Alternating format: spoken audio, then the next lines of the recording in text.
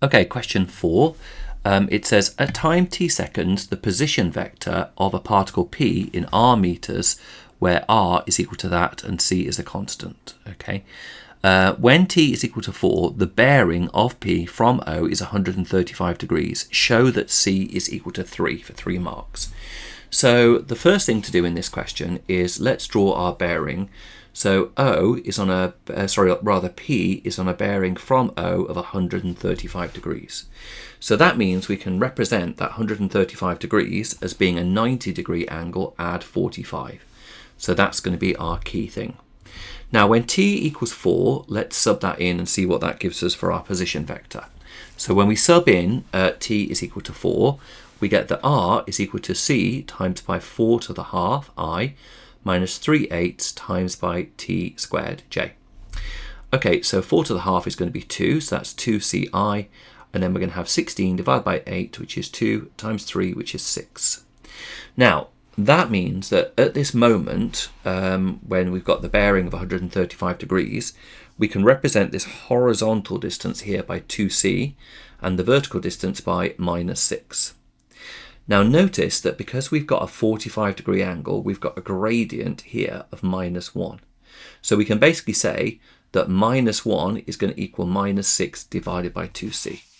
So just using the gradient of that particular triangle.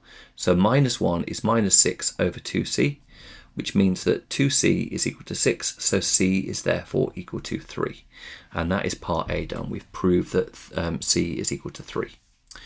Now, part B, find the speed of p when t is equal to 0. Now, the speed, well, rather the velocity in the first instance, is given by the derivative of the position vector, the displacement. So we're going to basically differentiate the r equation. So we're going to times by the power that's there, which is the half, and lower the power by 1. So we go to minus a half there, because remember we know that c is 3 now.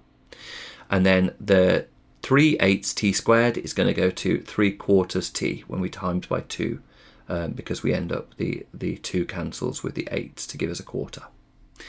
Okay, that's fine. So we need to sub in t is equal to 4 now again. So that gives us 3 over 2 t to the minus a half minus 3/4 times 4. So we end up the velocity is 3/4 I minus 3j. Now notice that the question is not asking for the velocity, it's asking for the speed.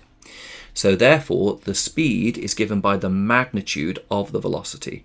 So we need to square our I and j components, add them together and square root it. So it's going to be 3/4 squared, add minus 3 squared, add it together and square root it, which gives us 3 root 17 over 4. Or as a decimal, that is 3.0923. So that's our answer to part B there for 4 marks. Right, next one. When t is equal to t, p is accelerating in the direction minus I minus 27j. Find the value of t. So first of all, let's find an expression for acceleration. So acceleration, we're going to need to differentiate our velocity again. So a is dv by dt, which gives us the expression minus 3/4 t to the minus 3 over 2 minus 3/4 j. Now this is a really common theme. When they say something's moving in a particular direction, it means that if we divide the I and j components of the direction that they've given us, then that will equal the I and j components of the expression that we've got divided by each other as well. So in other words, in this case, minus 27 divided by minus 1 will equal minus 3/4 divided by the minus 3/4 t to the minus 3 over 2. So that's a really important idea, and one that gets used an awful lot in these kind of questions. We divide the I and j components by each other. So minus 27 over minus 1 is 27. We've got a common factor here of minus 3/4, giving us 1 over t to the minus 3 over 2. 1 over t to the minus 3 over 2 is the same as t to the 3 over 2.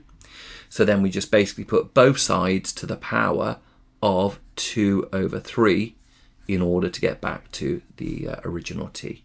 And then we need to cube root 7 and then square it. The cube root of 7 is 3 and 3 squared is 9.